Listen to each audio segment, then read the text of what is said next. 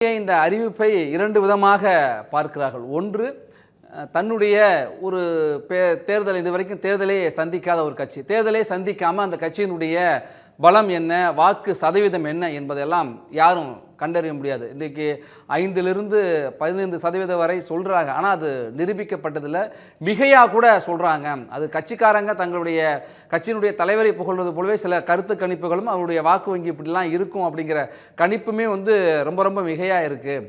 அது களத்தில் அது எதிரொலிக்குமா என்பதை களத்தில் தனியாக நின்று பார்த்தா தான் தெரியும். ஒரு தேர்தலையாவது தனித்து நின்றால்தான் அது தமிழக வெற்றி கழகத்தினுடைய வாக்கு வங்கியினுடைய வெளிப்படுத்தும் அப்படின்னு சொல்கிறாங்க. அதனால தான் 2026 அவர் தனித்து நின்றுட்டு 2031 ஒரு இலக்காக வச்சு விஜய் இப்படி ஒரு முடிவை எடுத்திருக்கலாம் அப்படின்னு சொல்கிறாங்க. இன்னொன்று, நான் ஏற்கனவே குறிப்பிட்டது போல தான் 2016 மக்கள் நல கூட்டணி, அந்த மக்கள் நல கூட்டணி ஒரு இடத்தில் கூட வெற்றி பெறவில்லை என்றாலும் ஒரு கட்சியை வெற்றி பெற விடாமல் அல்லது ஆட்சிக்கு வர விடாமல் தடுத்தது அப்படிங்கிறதையும் பார்க்க முடிகிறது.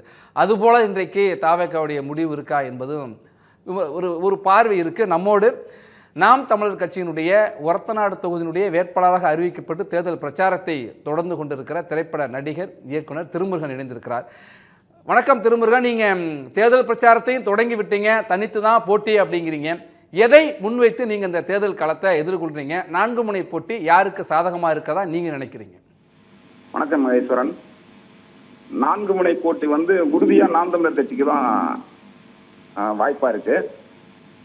ஏன்னாக்க இறுதி யுத்தத்து காலத்தில் 2009 ஐயா கருணாநிதி பண்ண தப்புக்கு 2011 மக்கள்கிட்ட மன்னிப்பு கேட்டாரு முதல்வர் ஸ்டாலின். அதே மாதிரி 2016 இங்க சோழமண்டலத்துல மீத்தேன் திட்டம் கொண்டு வந்ததுக்காக மன்னிப்பு கேட்டார். இன்னைக்கு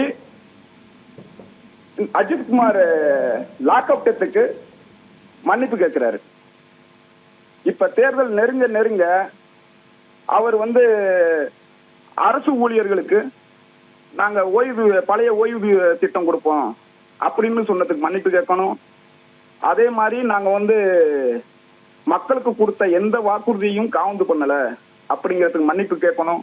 இதே மாதிரி அவர் மன்னிப்பு கேட்டுக்கிட்டே தான் இருக்கிறாரு. அதுதான் அவரோட சூழலா இருக்கு. அப்படியே பார்த்தா அனைத்து இந்திய அண்ணா திராவிட முன்னேற்ற கழகத்திலையும் ஏற்கனவே சாத்தான்குளம் ஜெயராஜ் பென்னிக்ஸ் அதே லாக்அப் டெத்து, தூத்துக்குடி துப்பாக்கி சூடு, அப்பையும் எடப்பாடியார அது யாரு ஆணை பிறப்பிச்சது, அந்த துப்பாக்கி சூடு எப்படி நடந்ததுன்னு தெரியாதுன்னு சொன்னார். இப்ப பரந்தூர் விமான நிலையத்துக்கு இவங்க எப்படி இருக்காங்களோ அது மாதிரிதான் அவர் 8 வழிச்சாலை, அது மாதிரி மக்கள் விரோத திட்டங்களை தான் 2 பேரும் மாற்றி மாற்றி செய்யறாங்க. மக்களுக்கு என்னன்னா இவங்க 2 பேரும் மறைமுக கூட்டணி வச்சிருக்காங்க. அதனாலதான் ஐயா ஸ்டாலின் கொடநாடு வழக்க கையில் எடுக்கல, பழைய அதிமுக ஆட்சியில செஞ்ச அமைச்சர்கள் செஞ்ச ஊழல் எல்லாம் கையில எடுக்கலன்னு மக்கள்கிட்ட ஒரு இது இருக்கு. இப்ப இந்த மாதிரியான களத்துல அனைத்து இந்திய அண்ணா திராவிட முன்னேற்ற கழகமும் பிஜேபியும் பொருந்தாத கூட்டணியும் கூட மக்கள்கிட்ட பெருசா ஈடுபடல. இப்ப நான் களத்துல நிற்கும் போது பாக்குறது மக்கள்கிட்ட இந்த இலவசம் கொடுத்து இந்த காசு கொடுத்து ஏமாற்றதெல்லாம் இனிமேலுக்கு மக்கள் ஏத்துக்கிறது மாதிரியான மனநிலையில இல்லை. அதனால மக்களோட பிரச்சனையை தீர்க்கிறது, மக்களோட எதிர்காலத்தை பத்தி சிந்திக்கிறது, சுற்றுச்சூழல் இன்னைக்கு பாத்தீங்கன்னா வெப்பமய மக்கள் பெரிய பிரச்சனையா இருக்கு. அதனாலதான் திடீர் புயல், திடீர் மழை, திடீர் வெள்ளம் இருக்கு. இதை பத்தி சிந்திச்சு பேசுற ஒரே ஒரு அரசியல் கட்சி நாம் தமிழர் கட்சியா இருக்கு.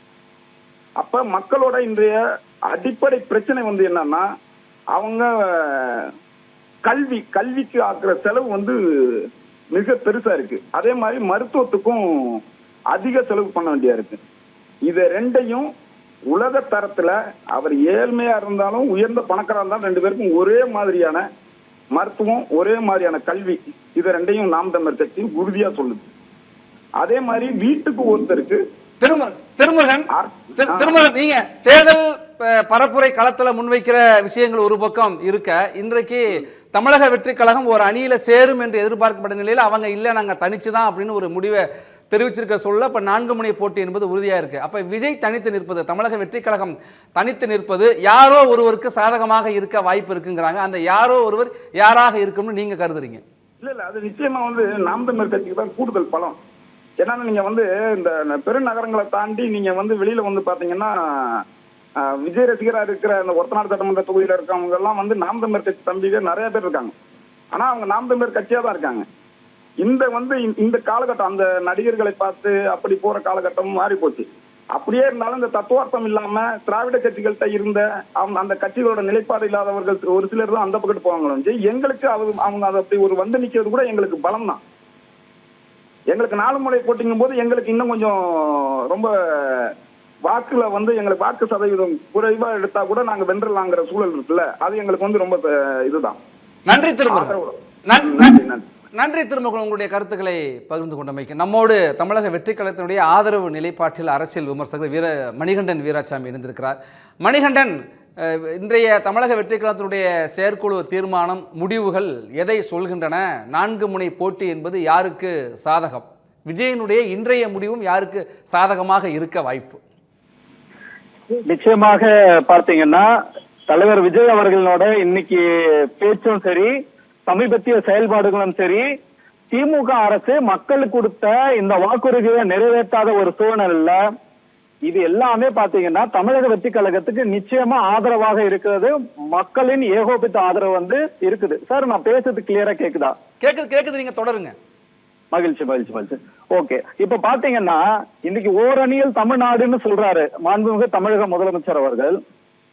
அவர் சொல்றது ஒரு விதத்துல ஒத்துக்கலாம். ஓரணியில் தமிழ்நாடு இன்னைக்கு திரண்டு நிக்குது. எதுக்காகனா திமுக எதிராகவும் நடக்கின்ற இந்த திராவிட மாடல் ஆட்சிக்காகவும் ஓரணியில் தமிழ்நாடு திரண்டு நிக்கிறது. இது வந்து மறுக்க முடியாத உண்மை. களத்துல நீங்க எங்க போனாலும் அது பார்க்கலாம். அதுக்கான சாட்சி தான் திருபுவனம் இளைஞரோட கொலை. அந்த கொலை நீர் வந்து சாதாரண ஒரு கொலைன்னு நீங்க அதை கடந்து போக முடியாது. அது மிகப்பெரிய ஒரு என்ன சொல்றதுன்னா மனித குலத்துக்கு அச்சுறுத்தலாம். அந்த இளைஞனை வந்து அவ்வளவு படுபாதக கொலை வந்து பண்ணிருக்காங்க. அதை வந்து இன்னைக்கு தமிழக அரசாங்கம் வந்து மூடி மறைக்குது. தமிழக அரசத்தின் இயலாமை என்னன்னு பாத்தீங்கன்னா இன்னைக்கு வந்து அவங்களே வந்து சிபிஐ கிட்ட வழக்க மாத்திருக்காங்கன்னா அப்ப இவங்களுக்கு திறன் இல்லையா? இந்த வழக்கு நடத்துக்கு இவங்களுக்கு திறன் இல்லையான்னு பல்வேறு கேள்விகள் நான்குகளை பொதுமக்கள் இன்னைக்கு கேட்கிறாங்க. இந்த 4 ஆண்டுகள்ல 24 மரணங்கள், காவல்துறை மரணங்கள் வந்து நடந்திருக்கு. கஸ்டடியல் டெத் வந்து நடந்திருக்கு. இதுக்கெல்லாம் வந்து பதில் சொல்ல அரசாங்கம் எங்க போனார் முதலமைச்சர்? இப்ப திரு விஜய் அவர்களை நோக்கி ஆட்சி அதிகாரத்துக்கு வர திரு விஜய் அவர்கள் நோக்கி அவர் எங்க போனாரு முதலமைச்சர் எங்க போனாரு? இந்த இவ்வளவு பெரிய சம்பவத்துக்கு போன்ல பேசுற முதலமைச்சர் ஏன் நேர்ல போய் அந்த குடும்பத்துக்கு ஆதரவு சொல்ல முடியாதா? இல்ல அந்த அளவுக்கு வந்து முதலமைச்சருக்கு வந்து நேரம் இல்லையா அப்படின்னு சொல்லிட்டு பொதுமக்கள் இன்னைக்கு வந்து கேட்கிறாங்க. அதனால எல்லா விதத்திலும் இன்னைக்கு வந்து செயலிழந்து உள்ள திமுக அரசு மக்களுக்கு மிகப்பெரிய ஒரு சுமை. இன்னைக்கு இந்த 4 அணியில பாத்தீங்கன்னா அதிமுக ஒரு அணி பிஜேபியோட இருக்காங்க, திமுக ஒரு அணியில இருக்காங்க, திரு சீமான் அவர்கள் ஒரு அணி இருந்தாலும் எங்களோட அணி தாவேக அணி நிச்சயமா வந்து இந்த களத்துல வெல்லும். தலைவர் வந்து அதுக்கான செயல்பாடுகளை வந்து மும்முரமா வந்து பண்ணிட்டு இருக்காரு. மக்களோட ஏகோபித்த ஆட்டத்தோட நிச்சயமா நாங்க வந்து களத்தை வெல்வோம். தாவேகா தலைமையில கூட்டணி அமையும் சொல்றீங்கல்ல, அந்த கூட்டணிக்குள்ள வருவதற்கான வாய்ப்புள்ள கட்சிகள் எது? நிச்சயமா இப்ப பாத்தீங்கன்னா பாமக வெளியில தான் இருக்காங்க, தேமுதிக வெளியில இருக்காங்க. திமுக இருக்க ஒரு சில கட்சிகளே எங்களோட நிச்சயமா வர்றதுக்கான வாய்ப்புகள், சாத்தியக்கூறுகள் அதிகம். அதுக்கு இன்னும் 8 மாத காலங்க இருக்கிறதுனால காலம் வந்து நிச்சயமா இதை வந்து சொல்லும். நிறைய கட்சிகள் வர்றதுக்கான வாய்ப்புகள் இருக்கு. இன்னொன்னு சொல்றாங்க மணிகண்டன், விஜயனுடைய இந்த தனித்து போட்டிங்கிற முடிவு யாருக்கோ சாதகம் இல்ல, திமுகவுக்கு சாதகமா இருக்கும், அதற்காக அந்த முடிவை எடுத்திருக்காரு அப்படிங்கிற மாதிரி ஒரு விமர்சனம் வருது. இல்ல, இது மக்களுக்கு சாதகம். இது யாருக்கும் சாதகம்லாம் கிடையாது. திமுக ஆட்சி கட்டில் அமர வைக்கிறதுக்கோ அதிமுக ஆட்சி கட்டில் அமர வைக்கிறதுக்கோ திரு விஜய் அவர்கள் அரசியலுக்கு வரல. இந்த இரு திராவிட கட்சிகளும் செய்ய முடியாத விஷயங்களை வந்து தமிழக வெற்றி கழகம் வந்து செயல்படுத்தணும்னு சொல்லிதான் களத்துல வந்து தீவிரமா இருக்காரு. இது யாருக்கான ஆதரவும் கிடையாது, மக்களுக்கான ஆதரவு. நன்றி மணிகண்டன், உங்களுடைய கருத்துக்களை பகிர்ந்து கொண்டமைக்கு.